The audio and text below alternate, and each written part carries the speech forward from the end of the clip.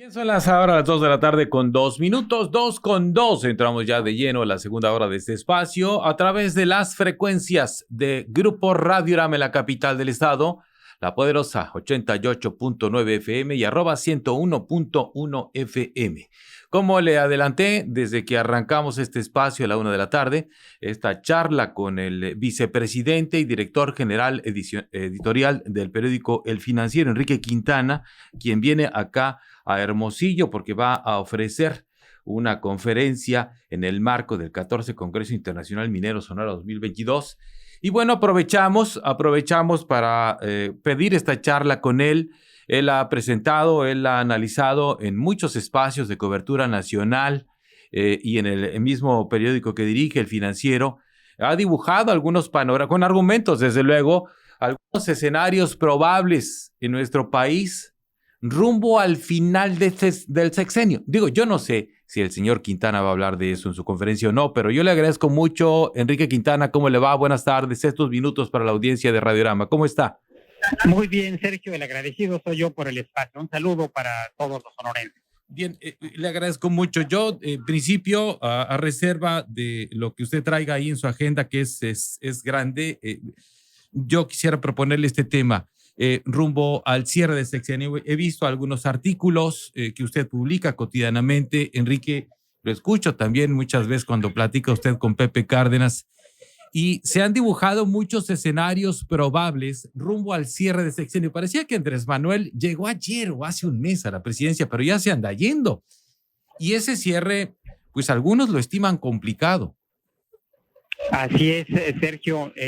Yo diría que para empezar el próximo año, en 2023, va a ser un año difícil en materia económica. ¿Por qué razón? Porque todo indica que tendremos en los Estados Unidos una recesión, es decir, la economía dejará de crecer por efecto del incremento en las tasas de interés que se ha estado llevando pues desde hace ya un semestre aproximadamente. El hecho de que el dinero se ponga más caro afecta la actividad tanto de consumidores como de productores. Y el resultado será que hay una menor actividad económica. Y México pues está sumamente atado a los Estados Unidos, y si Estados Unidos frena, va a ser inevitable también que México frene. Así que 2023 difícil, y 2024 pues tendremos ya los procesos políticos encima aquí en nuestro país, que normalmente también producen desconfianza entre los inversionistas. Así que pues no parece muy halagüeño el panorama económico para el final de esta administración, Sergio. Y ahorita hablamos del panorama político, pero el económico, por lo pronto, a ver, venimos atados, como usted bien lo explica, a la economía norteamericana, pero no, los norteamericanos no bueno, o los mexicanos no tenemos las mismas herramientas que ellos sí tendrían para enfrentar estas eventualidades económicas. Desde luego, de hecho, la gran diferencia que hubo en el año de la pandemia o en los años de la pandemia fue el gran respaldo que recibieron tanto familias como productores en Estados Unidos, a diferencia de lo que ocurrió en México. En Estados Unidos, los consumidores, de hecho, tienen una reserva de efectivo que les ha permitido seguir gastando, y tienen, una condición económica pues muy diferente a la que tenemos aquí. Digamos que aquí, sin esas herramientas que en efecto tienen los norteamericanos, vamos a padecer el efecto de menores exportaciones de México a ese país, que inevitablemente nos pegan, y yo no dudaría que también podamos ver una reducción de las remesas, que han sido pues una fuente de ingresos muy importante para millones de familias. Problemas en Estados Unidos, pues inevitablemente van a significar problemas en México. Remesas que tanto presume el gobierno federal, ¿no? También, de las que habla mucho. Sí, desde luego ha sido en las conferencias mañaneras pues algo que usualmente está presente, aunque no tenga ningún mérito en el obtenerla. Absolutamente ninguno. Sí, bueno, la situación es esa, es la manera en que se abordó allá o se enfrentó el tema de la pandemia y cómo se enfrentó de este lado. Le voy a contar una anécdota que son muy comunes, Enrique, en esta parte del país donde hacemos frontera con Estados Unidos. Aquí hay mucha gente que tiene pues la doble nacionalidad, digamos, en esta parte, ¿sí? Y hay familias, la verdad, que no se han acabado. Yo sé de un caso, y se lo digo, este caso es real, de una familia que vive aquí en México y completaron entre todos $14,000 de los apoyos que les mandó el gobierno de los Estados Unidos por la pandemia, ¿no? Es decir, entre la familia completa y por las edades y por los perfiles de cada integrante de esa familia, completaron esos $14,000 que ya hubiera querido $1,000 cualquier comerciante, cualquier emprendedor en México para mantenerse a flote en la pandemia. Y eso me remite a sus coordenadas de esta semana, en donde habla usted de los nuevos costos para las empresas y Sí. estas empresas pequeñas que no van a poder trasladarle, dice usted, me gustaría que abundara un poco, no le van a poder trasladar el aumento de sus costos al precio final de sus productos, van a tener que absorberlo. Sí, hay varios costos que ya están previstos para el próximo año. Hay que recordar que se hizo una reforma de las AFORES que implica el aumento de las aportaciones patronales en un punto cada año. Esto comienza en 2023 y pues el patrón tendrá que pagar cada bimestre pues un extra. Pero también hay que tomar en cuenta que viene un aumento del salario mínimo.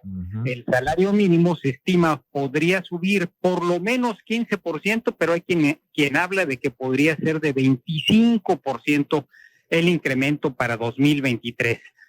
Y el salario mínimo, hay que recordar, es un salario pues que finalmente sigue siendo referencia para aumentos en salarios contractuales. Entonces habrá un mayor costo salarial adicional. Por otro lado, Sergio, tenemos las tasas de interés. Las tasas de interés han estado aumentando en los últimos meses y todo indica que van a continuar este camino en lo que resta del 22 y aún en el 23. De modo que habrá más costos financieros. Así que sumando afores, bueno, me olvidaba del cambio en las vacaciones. Sí, el tema de las vacaciones a 12 días, ¿no? Sí, es muy bueno para los trabajadores, pero el hecho de que pasen de 6 a 12 días el número mínimo de vacaciones obligatorias, vacaciones pagadas para el empleado, pues al productor le va a significar también otro costo y esto entrará en vigor el próximo año. Así que sumando todo, puede ser ya un incremento pues significativo, sobre todo para el pequeño, el que está más limitado por el hecho de que no puede repercutir, porque si sube los precios probablemente el consumidor se vaya con la competencia. Entonces, en ese sentido, a diferencia de los grandes productores, los grandes empresarios, pues simplemente tendrá que reducir sus ingresos, sus ganancias o incluso incurrir en pérdidas.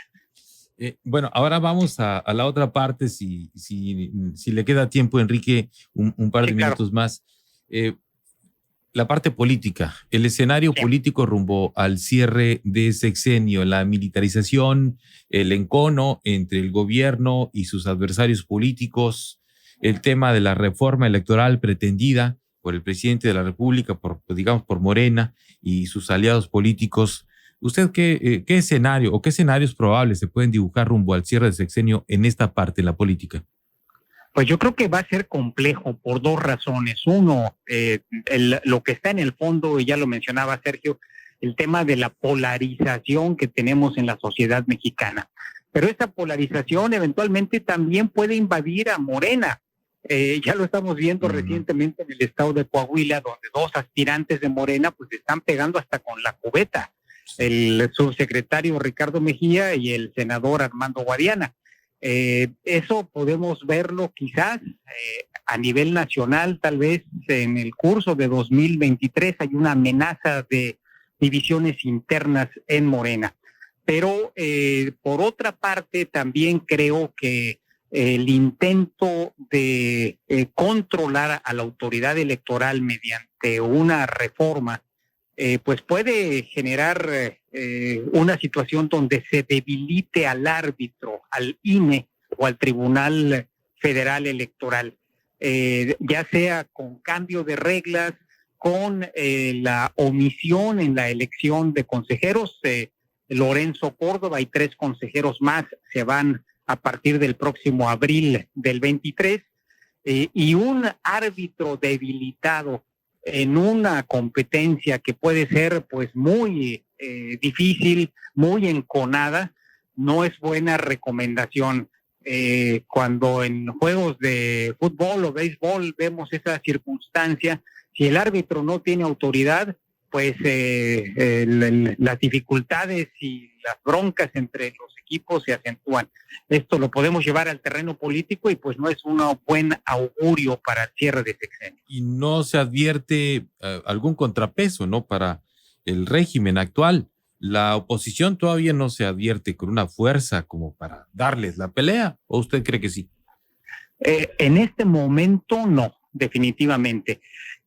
Ya han empezado por lo menos a mostrar sus cartas. Esta semana pues el PRI realizó su evento donde hubo ahí en su auditorio pues la pasarela de aspirantes, donde estuvo Beatriz Paredes, Claudia Ruiz Massieu, Enrique de la Madrid, entre otros.